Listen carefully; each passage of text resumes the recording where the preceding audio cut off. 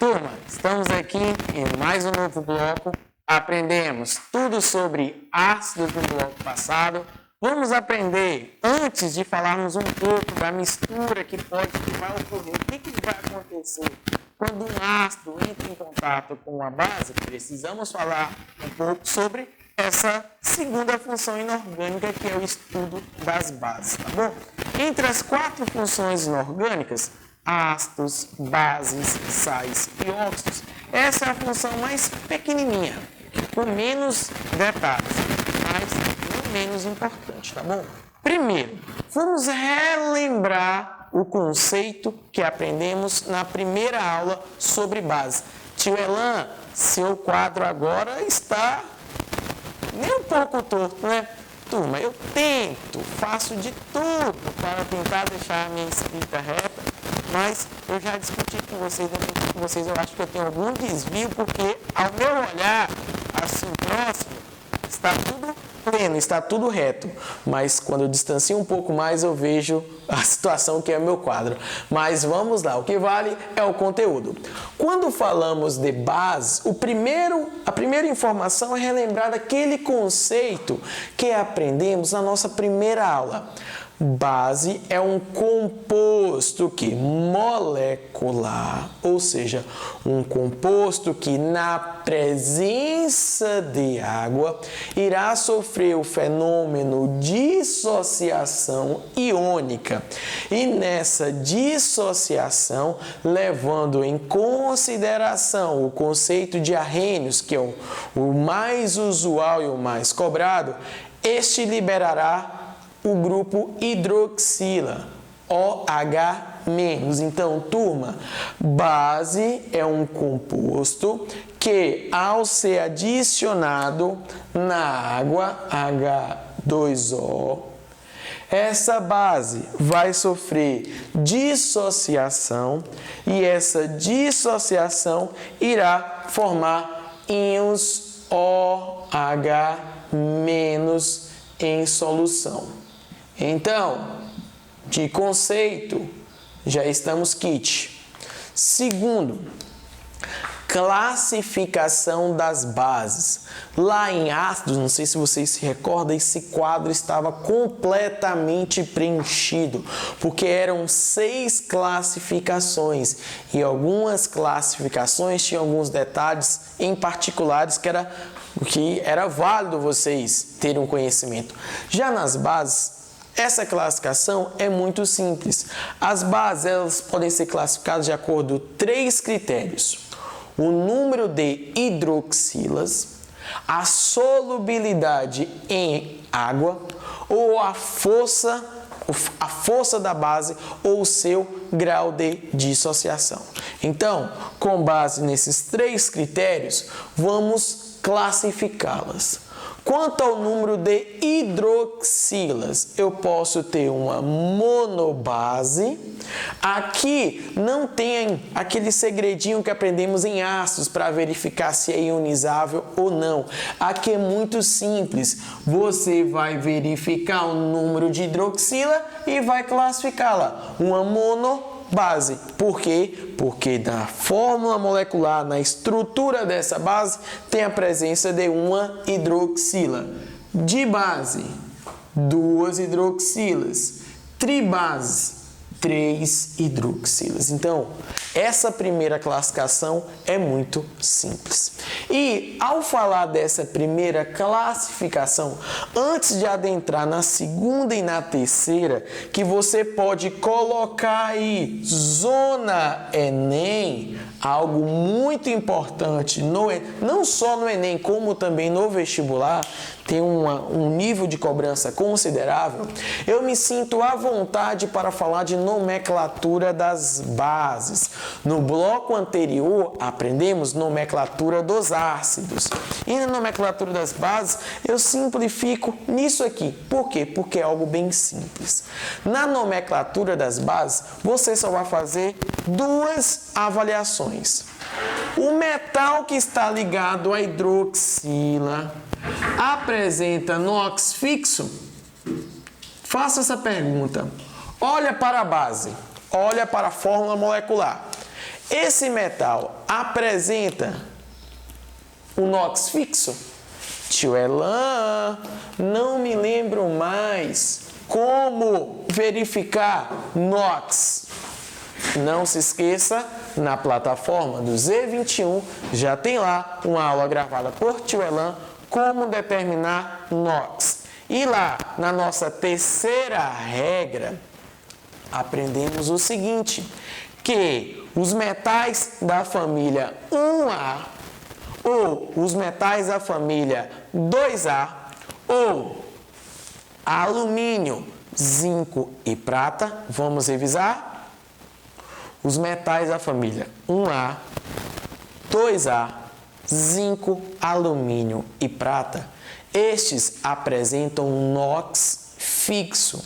Então, se o metal que estiver ligado na hidroxila apresentar um NOx fixo, nomenclatura bem simples, hidróxido de o nome do metal, hidróxido de sódio. Olha, hidróxido de sódio, hidróxido de potássio, hidróxido de zinco, hidróxido de cálcio, hidróxido de alumínio. Opa, quando chega no FeOH3, a coisa muda só um pouquinho. Para você determinar o NOx, para você nomear uma base cuja o metal que está ligado à hidroxila apresenta um NOx variável, ou seja, não tem um NOx fixo, você pode utilizar aquele mesmo conhecimento adquirido na aula anterior. Oso para quem tem o menor NOx e ícor para quem tem o maior NOx. Se você determinar o NOx do ferro nesse primeiro exemplo, é mais 2. Se você determinar o NOx nesse segundo exemplo, é mais 3. Logo, para o mais NOx, o maior NOx, hidróxido ferroso. Para o menor NOx, hidróxido férrico. Terminação oso para o menor e a terminação ico para o maior.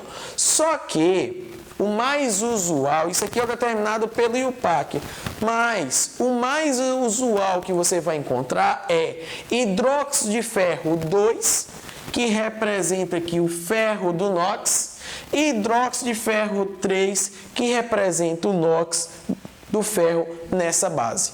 Então, essas duas maneiras simples de se nomear as bases. Então, nada muito complicado. Pronto, me senti seguro para falar um pouco da nomenclatura das bases, quando eu falo da classificação quanto ao número de hidroxilas. Vamos agora para a segunda e terceira classificação. Atenção, futuro aprovado, acenda a luz de alerta. Isso aqui cai bastante nos vestibulares e no Enem. Essa informação você precisa ter conhecimento, beleza? Olha, solubilidade em água. Tem algumas bases, pela sua natureza, ao ser colocado em água, ela se solubiliza facilmente. Tem algumas bases que essa solubilidade não é tão elevada. E tem algumas bases que, ao ser colocada em água, a sua solubilidade é mínima, beleza? Então, vamos lá. As bases que são formadas por metais da família 1A, as bases que são formadas por metais da família 1A e o hidróxido de amônio, uma base muito famosa, bases formadas por metais da família 1A, como por exemplo o hidróxido de sódio, que é a famosa soda cáustica utilizada em processos de limpeza, formam-se bases solúveis que apresentam uma alta solubilidade em água, ok? Já as bases formadas por metais da família 2A, como por exemplo o hidróxido de cálcio, conhecido como água hidratada ou água de cal, conhecido popular, utilizado muito lá para controle de pH no solo, mas isso vocês vão ver lá em Química Ambiental, são consideradas bases com uma solubilidade parcial. São bases pouco solúveis, mas apresenta uma certa solubilidade. Mas quando eu falo das bases da família 2A, não se esqueça que eu tenho uma exceção, que é o hidróxido de magnésio. Apesar de ser uma base formada por um metal da família 2A, ela se configura como uma base insolúvel, beleza? E as demais bases, ou seja, demais bases que não são formadas nem por um metal da família A, nem por um metal da família 2A ou hidróxido de amônio, são bases consideradas insolúveis, ou seja, que sua solubilidade em água é muito pequena. Então, esse é o bloco de solubilidade em água. Segundo bloco, força das bases. Olha, as bases que são consideradas fortes são todas as bases formadas por um metal da família 1A ou bases formadas por um metal da família 2A, desde que seja uma base solúvel, ou seja, solúvel ou pouco solúvel. Por quê? Porque o hidróxido de magnésio é uma base da família 2A, no entanto, ela é insolúvel. Isso significa dizer que ela é uma base fraca e não uma base forte. Então, quais são as bases fortes? São as bases formadas por metais da família 2A e por metais da família 1A. As bases fortes são aquelas formadas por metais da família 1A e da família 2A, com exceção o hidróxido de magnésio.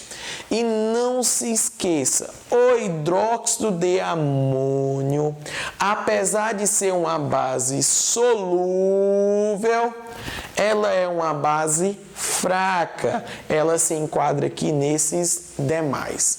Então perceba, bases é muito mais simples, conceito, classificação, nomenclatura, principalmente solubilidade e força. Lembrar que algumas dessas bases estão presentes no nosso cotidiano.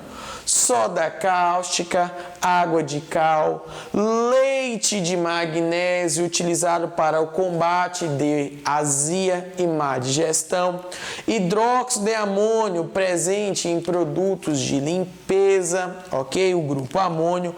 Então, turma, é isso. Bases não tem segredo.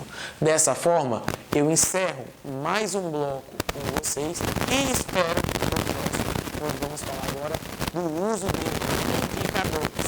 O que acontece quando um ácido entra em contato com uma